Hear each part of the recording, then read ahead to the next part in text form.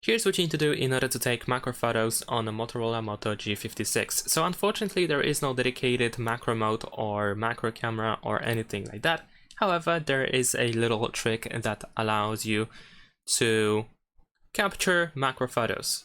Essentially, in the photo mode, what you can do is keep the distance between the object and our camera, and then we can use the zoom like this. So we can use, let's say, ×3, maybe ×4, in order to capture only the selected part of the small object. Of course, we can try to zoom in or actually bring the camera closer. However, as you can notice perhaps, if we bring it too close, then we will lose the focus. So this is why we need to keep the distance between the subject of the photo and our camera. Instead of keeping the camera too close, we can use the zoom instead. However, you want to avoid using too much zoom as well, because, well, if you use too much zoom, then you will drop the quality of the photo.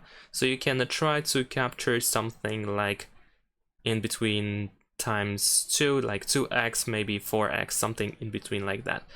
And you should be able to take decent macro photos like this.